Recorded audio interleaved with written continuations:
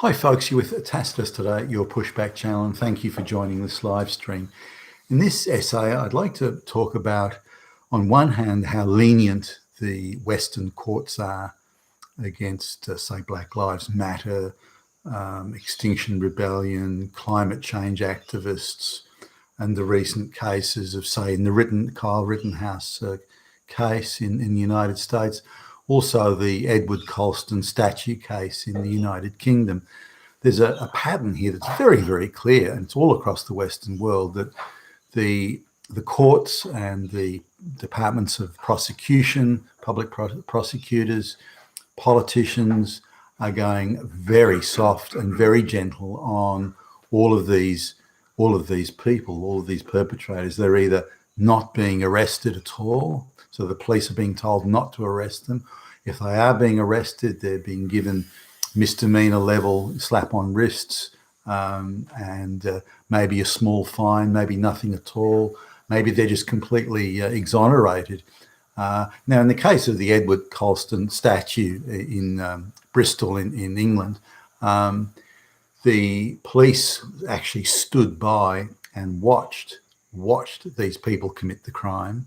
There was just endless amounts of video evidence they committed the crime. They admitted to committing the crime, but they argued, and I thought such a ridiculous argument that it was almost beyond comprehension. But they argued, and their activist lawyer did, they argued that they were, by removing the statue of a guy who 200 or 300 years ago, had some association with owning slave transport ships, that because he had that association, that his very existence in the statue there was a hate crime, just a very ideological take on what a hate crime is.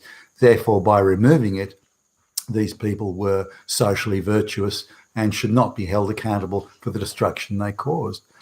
Not a problem, says the stacked jury. And the department of, like, the public prosecutor showed almost no interest in pursuing this. The police had no interest in it. No one in government was showing any interest in prosecuting these people. Now, let's take another case where Tommy Robinson, a character in England, was doing online journalism, covering what were very organised and very substantial pedophile rings of Muslims, many immigrants from places like Pakistan and Bangladesh, and he was covering that, and he was treated viciously by the state. They absolutely went after him. No stone was left unturned. The police were pointed at him. Go get this guy. You do whatever you got to do, but get him, nail him. The courts were similarly unsympathetic to any position he had, and he said, "Well, I'm only exposing the crimes that were committed by these people, and so gee whiz, what's wrong with that? What's wrong with that is you're a racist, you're a fascist, you're a Nazi, and you're going to go to prison." But this other stuff, the Extinction Rebellion, Black Lives Matter, burning police stations, burning public buildings, murdering people, is being treated very softly. Now, so that's on one side. But on the other side, let's look at the people. Let's look at the people that are committing these crimes, because these are the crimes the globalists want. The globalists want these crimes. It tears down the Western society, reduces everyone's confidence in society and in the system. It creates racial division, it creates gender division, all sorts of things. And the globalists want that. They want that. So these people are performing a service for the globalists. The Black Lives Matter, the climate change activists, these folks tearing down statues, the folks that are setting fire to Kenosha, Wisconsin, where Kyle Rittenhouse was, they are performing a service for the globalists. The globalists are in effect saying, go out there and tear down Western society. Just make it dysfunctional, make it unusable, make it so it just doesn't work at all, so we can build back better. So this is the globalist play, and it's the globalist playbook all across the Western world. Now we need to just have a look at these sort of people. Have a look at the guys that were, for example, rioting in Kenosha, Wisconsin, and who were chasing Mr. Rittenhouse, trying to cause him grievous bodily harm, by the way. And I think that's completely beyond dispute. Now, we're talking about career criminals, having committed multiple offences, unemployed, living in trailer parks or living in their folks' basement. Now, it's the same with, say, the Edward Colston statue in Bristol in England. Two of them live in a trailer park. Another one's sort of never had a job. He's kind of professional, sort of flunky in and out of college and community colleges and that sort of stuff. Another one's a girl who works part-time for some bullshit drama club. They're people who have no future. Other than what they may inherit from their folks, they've got no future. They've got no job prospects. They've got student debt. They've got nothing. They are looking forward to a very bleak future. Now, that bleak future has been created by the globalists. The globalists have created that bleak future. They've reduced the purchasing power of the Western paycheck by 220, 230%. It's rents are now more expensive than ever. Mortgages are more expensive to service than ever. Cost of living in terms of energy and food is, in purchasing power terms, 25 to 30% more expensive than it was, in decades previous. So job prospects are much less. A lot of work, jobs that these people may have done has been shipped offshore, and then the various support and ancillary services that go in and around those industries that are now in China and India and places like that. Those jobs have also gone. Then there's the Western governments under the control of the globalists, bringing in masses of people, peasants to do the work at the low end, artificially depress wages. But even in IT and some of the value-add industries where good higher incomes were to be found, they're also heavily depressed by people coming from India and the subcontinent and elsewhere.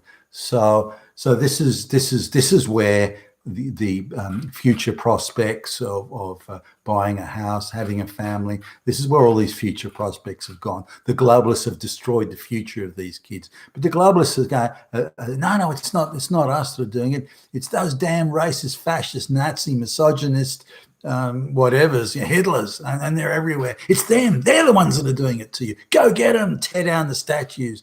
Go and disrupt. It's climate change. And so the globalists have got this. They've got these people all sort of under control here. The mind control thing, which is endlessly coming out of the media and the approved narrative out of the social media channels like the Twitters and the Facebooks and so on. If anyone speaks out against this or says anything about it, they get cancelled from the social media platform. So the globalists control the narrative, and they're doing these moron little sucker idiot kids, and they're pushing them out this. Go and tear down those statues. Go and do this. Go and do that. Destroy the society. Hey, you're doing good things. Yeah, because people have committed murder in the United States, and why did you do it? I was only fighting Nazis. Well, how do you know these people were Nazis? I mean, it's insane. But this is what's going on now. The amount of younger people who have no future, very bleak prospects indeed. 3 and 4 young people, 3 of every 4 young people have almost no future. They're never going to own a house or be able to afford to have a family, these sorts of things. And it's the globalist thing of you'll own nothing and be happy. So what do you do with these people? They've got no future. They've got nothing to do. They're bored. So the globalists are going to say, well, hey, tear down a statue. Go and do a march in downtown, disrupt everything. You'll be disrupting the Nazis, so it's good. And these people are stupid enough to go along. But because their future is because they have no fucking future, they're prone to listen to this message. Why have I got no future? Why is it? It was not because of the globalists. It's those damn fascist Nazis. They did it. And this is how it's all unfolding. So you get more and more people that have no future, who will get up every morning and just the the pall, the cloud of abject futility will just sink upon them. They've got no future at all, and they're going to want to take it out on somebody. And so they're being directed by the globalists and the media machine and the social media machine that the globalists control. They're being told to go out, and it's Nazis that did it. It's the fascists, it's the racists, it's the white supremacists. They're the ones. And so far, they're getting away with it. They get those lies, and they're the most terrible, grotesque lies. They're getting away with it. And these young people are looking for folks to blame.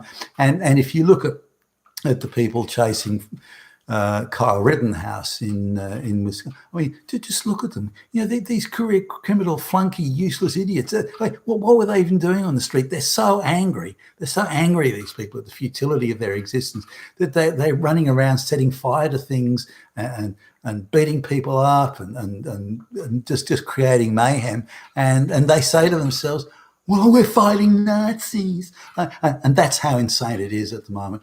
And this is, we have to push back against this. And we've got to say to our governments, it's not fucking good enough. You've been with Tasteless today at your Pushback channel, and thank you for listening.